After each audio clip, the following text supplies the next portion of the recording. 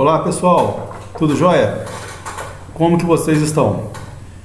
Olha, continuando com as nossas conversas sobre a Constituição, hoje nós vamos falar dos incisos 46 ao 50. Só que antes de adentrar estes incisos, eu queria falar rapidinho para vocês uma questão aqui que eu acho muito legal de destacar, que está vindo muito nos editais recentes de concursos, para evitar algum problema de desclassificação do candidato sem ele nem conseguir fazer a prova. Olha o que acontece. Os editais hoje estão vindo com a seguinte orientação: o candidato, ele é o responsável por preencher os seus dados na matrícula. O que seria isso? Colocar nome completo, nome, sobrenome, endereço, documento de identidade, o e-mail. E o próprio edital fala que no ato lá do dia da prova, a divergência dos dados inseridos por ele de forma pessoal, foi ele que foi lá e inseriu, né? Então, a divergência dos dados inseridos pelo candidato no sistema com o documento de identidade que ele vai apresentar, isso gera a desclassificação do candidato. Então, eu só estou querendo destacar isso aqui para vocês ficarem atentos, porque é algo que nós talvez não damos atenção na hora de preencher correndo. Nós colocamos só o primeiro nome, não colocamos o nome completo, ou sem querer coloca o apelido, ou coloca outra informação. No dia da prova você apresenta o seu documento, o examinador vai ver que a informação que está no seu documento não é a que consta na inscrição que você fez no site, e isso gera a desclassificação do candidato, tá certo? Então fique sempre atento a essas questões. O concurso, ele já começa a valer, vamos colocar dessa forma, a partir do momento que você preenche os seus dados. A partir do momento que você resolve encarar o concurso, você tem que conhecer o edital. E a todo momento, tudo o que acontece vai ser uma peneirada. Então, o fato de você preencher os seus dados errados, isso desclassifica você, então já tira você daquele rol de candidatos que estão disputando aquela vaga. Então, por favor, tomem cuidado, tá joia? Hoje nós vamos conversar, continuando ainda no artigo 5º da Constituição, vamos falar dos incisos 46 ao 50, tá joia? O que esses incisos vão falar? O 46, ele fala da questão que a lei regulará a individualização da pena. Nós vamos conversar mais à frente o que significa isso. No 47, ele vai falar que não haverá penas, aí vai explicar quais são os tipos de penas que não existem no Brasil. Já vou adiantar para vocês, no Brasil não tem a pena de morte, exceto em uma situação que vamos falar mais à frente também. Isso foi até, essa questão de pena de morte no Brasil, há muitos anos, foi até uma pergunta do programa Show do Milhão, só para vocês terem uma ideia. Porque nós falamos tanto que no Brasil não tem pena de morte, mas existe uma exceção, e vamos falar qual que é. No 48, a pena será cumprida em estabelecimentos distintos, nós vamos falar o que significa isso. No 49, da questão do respeito à integridade física e moral, também vamos explorar essa informação que é muito importante. E no 50, nós vamos falar da questão da presa ter o direito de permanecer com o filho durante o período de alimentação. Nós vamos explorar isso mais para frente direitinho também, tá joia? Vamos lá então.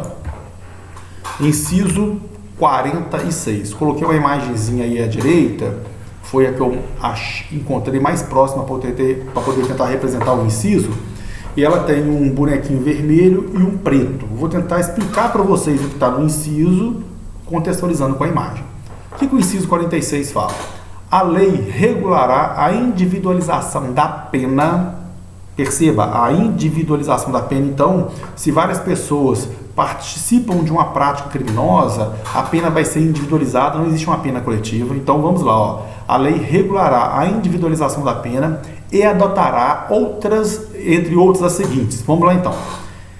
Se várias pessoas se reúnem para a prática de um crime, cada conduta vai ser analisada na medida da sua participação, é claro. Tem os coautores, tem os que colaboraram, tem os que executaram, tá certo? Então, por isso que a pena ela é individual. E, além disso, dentre outras, serão adotadas o quê? A pena de privação de liberdade ou restrição de liberdade. Tem a perda de bens, dependendo do que acontece, se for um crime, um servidor público que tem um enriquecimento ilícito, ele pode perder seus bens na proporção daquele enriquecimento que ele teve de forma ilícita. Tem a pena de multa, a acontece muito em questões, como que eu posso falar, quer ver? De crimes contra a questão financeira, Receita Federal, ou até também na questão, na justiça comum, o juiz pode apenar a pessoa com o pagamento de uma multa. Tem lá a prestação social alternativa, a pessoa comete pratica um crime que vamos colocar dessa forma assim, um crime menor. Não existe crime menor ou crime maior, tudo é crime, tá certo? Mas eu queria que vocês entendessem o seguinte, vamos lá, ó. Um crime um exemplo, quer ver? Uma calúnia, injúria ou difamação. Não estou desmerecendo a calúnia, injúria e difamação. Eu quero que vocês entendam o seguinte: no universo assim de um crime de homicídio, tráfico de drogas e uma calúnia, injúria e difamação, o juiz pode apenar aquela pessoa, ou vamos supor assim, uma contravenção penal também. A pessoa pode ser apenada, pode ser sancionada pela justiça a prestar um serviço social alternativo, trabalhar numa entidade filantrópica, trabalhar numa APAE, trabalhar, prestar um serviço num asilo. Isso pode acontecer, são formas alternativas para evitar o recolhimento daquela pessoa, tá certo? A última fala da suspensão ou interdição de direitos. Vou tentar dar exemplo para vocês aqui, ó. O político que é condenado, dependendo da condenação, ele pode ficar 8 anos e perder seus direitos políticos naqueles 8 anos. A pessoa que é condenada pelo crime de improbidade administrativa, isso também está no próprio texto constitucional. Dentre as várias repercussões que isso pode ter na esfera penal, administrativa, civil, o condenado por improbidade administrativa pode ter a perda de seus direitos políticos. Olha que situação. Então é isso que envolve essa questão da suspensão ou interdição de direitos. Essas penas, vocês observam que a que fala realmente do recolhimento seria lá a privação ou restrição da liberdade. Por que tem essa variedade dessas penas? É para poder dar um caráter humanitário a essas questões, entendeu? É para poder trazer o lado dos direitos humanos. Não é direitos humanos o que muitas pessoas equivocadamente falam, direitos humanos para bandido. Não é isso, entendeu? É de tornar a pena mais humanitária, tá certo? Vamos lá, ó, o próximo inciso, que é o inciso 47. Coloquei uma imagenzinha aí, ó, que está assim, ó, nenhuma vítima. O carrasco e não tem nenhuma vítima. Por quê? O carrasco, ele mata. Pena de morte. Então, o que acontece? O que o inciso 47, ele fala de forma bem enfática? Não haverá, letra A, pena de morte. Não, a regra não tem pena de morte no Brasil, exceto aquela que está definida no artigo 84, inciso 19, que é a pena de morte quando no estado, quando em guerra declarada. O Brasil está em estado de guerra declarada, aí pode ocorrer a pena de morte, tá certo? A de caráter perpétuo, não tem pena de prisão perpétua no Brasil, tá certo? As pessoas criticam muito isso. Os Estados Unidos têm prisão perpétua. Mas aqui no Brasil a Constituição não permite uma pena de caráter perpétuo, então tem que deixar isso bem claro. Tem um limite máximo de condenação, a Constituição fala de uma condenação, e dali podem ter os somatórios, dependendo dos vários crimes que a pessoa cometeu, entendeu? Pode ter uma pena lá de 100 anos, 60 anos, 80 anos, mas tem um tempo máximo que ele pode ficar recluso, tá certo? Isso está no texto constitucional, pode ficar recolhido. Não existe também a pena de trabalhos forçados. O que seria a pena de trabalhos forçados? Olha bem. A lei de execuções penais no Brasil, que dependendo do concurso nós teríamos que estudá-la, é uma lei elogiada pelo mundo. Lá fala que o preso tem o direito de trabalhar, e esse trabalho que ele executa, ele recebe uma contrapartida. O que seria essa contrapartida? Uma remissão da pena dele, uma redução da pena. Pode receber um percentual pode receber um percentual proporcional referente ao salário. Isso é para quê, gente? É para tirar essa questão aí da ideia do trabalho forçado. O que seria o trabalho forçado? Vou dar 2 exemplos a vocês aqui, ó. A pessoa trabalha num regime de escravidão. O escravo, ele trabalhava de forma forçada, ele não recebia nada pelo trabalho dele prestado. Tá preso? Tá preso, mas ele tem que ter uma contrapartida também quanto a isso, é o que está na lei. Outro exemplo histórico do trabalho forçado, não sei se vocês vão lembrar, se vocês já viram um filme chamado Ben-Hur, ou quando estudaram história, lá na época da Roma Antiga, tinha as galés, que eram aqueles navios de guerras romanos, e aqueles navios, eles eram movidos a remo, a grande maioria dos navios naquela época. Então, na época de Roma, quando a pessoa cometia um crime que era muito repulsivo, muito odiado, e tinham várias condenações, além do crucifixo, além da crucificação, perdão, além da pena de morte, existia a pena perpétua de trabalhar nas galés. Percebam? Então, esse seria um trabalho forçado também. Isso no Brasil não existe. No Brasil também não existe a pena de banimento. O que seria a pena de banimento? De expulsão, de afastamento da família, das pessoas, do convívio da pessoa. A pessoa não é banida. A pessoa não comete um crime no Brasil e fala assim, ó, você está expulso do Brasil. Não existe isso, tá certo? E também penas cruéis. Essas penas cruéis, você pode imaginar assim que ela tem muito a ver com o trabalho forçado, mas a Constituição separa. O que seriam penas cruéis? Uma pena de tortura, vamos colocar dessa forma, entendeu? A pessoa não pode ser lá diuturnamente torturada. Em hipótese alguma, pessoa pode ser torturada. Mas nesse caso aqui de penas cruéis, ela não pode sofrer ali agressão à sua integridade física também. Seria basicamente isso. Então, da letra A à letra E, são os tipos de penas que a Constituição Federal fala que não haverá no Brasil. Não esqueça de uma coisa, tá certo? Eu falei no início do vídeo, teve uma questão há muitos anos no programa Show do Milhão, perguntando se no Brasil existia a possibilidade da pena de morte. Se eu não estiver enganado, a questão era essa. E a pessoa perdeu lá, não sei o valor, mas foi muito alto, falando que não. Olha bem, a regra é não existir pena de morte no Brasil. Qual que é a exceção? Quando em guerra declarada, de acordo com o artigo 84, inciso 19, tá joia? Não esqueçam disso. Olha aí o próximo inciso, que é o 38. Coloquei essa cena aí de um estabelecimento penal e dessas várias mãos para tentar representar o seguinte. Olha aí, ó. A pena será cumprida em estabelecimentos distintos de acordo com a natureza do delito, a idade e o sexo do apenado. Vamos lá então. O que significa isso? Coisa básica. Homem e mulher são recolhidos em estabelecimentos penais distintos. Criança e adolescente, de acordo com o ECA, quando apreendida, é recolhida em estabelecimento penal distinto. As penas por dívida, quando a pessoa é recolhida, ela também fica separada de outros apenados. Então é isso que está falando, de acordo com a natureza do delito.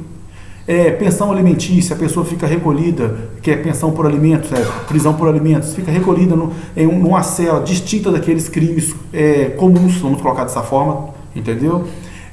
A idade também, criança, adolescente, diferente do adulto, e por sexo, homens e mulheres. É basicamente isso que o inciso está falando. Então, pela definição do inciso, você não poderia ter nessa imagem aí, ó, naquele estabelecimento ali, naquele local, homens e mulheres misturados, crianças e adolescentes misturados com adultos, tá joia? Continuando. Olha o que o inciso 39 falou. Apareceu até a imagenzinha antes, aí não era para ter aparecido, não. É assegurado ao preso o respeito à integridade física e moral. Ô, gente, olha bem.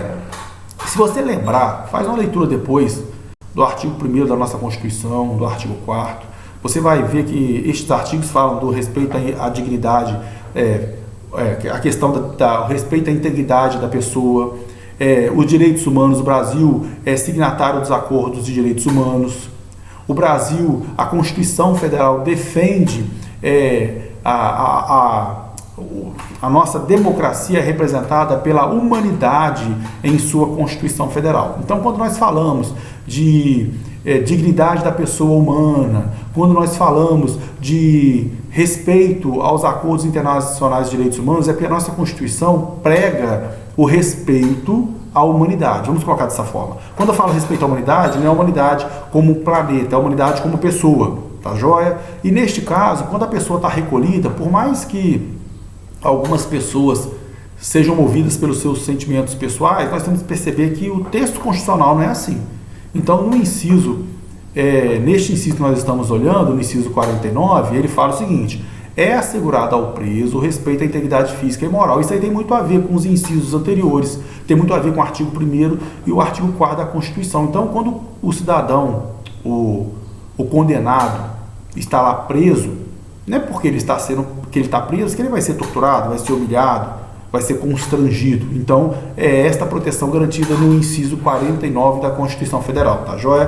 Para encerrar a nossa previsão para hoje, vamos falar do inciso 50. Aí tem essa imagenzinha do lado aí, muito legal. O que o inciso 50 fala? À presidiária serão asseguradas condições para que possa permanecer com seus filhos durante o período da amamentação.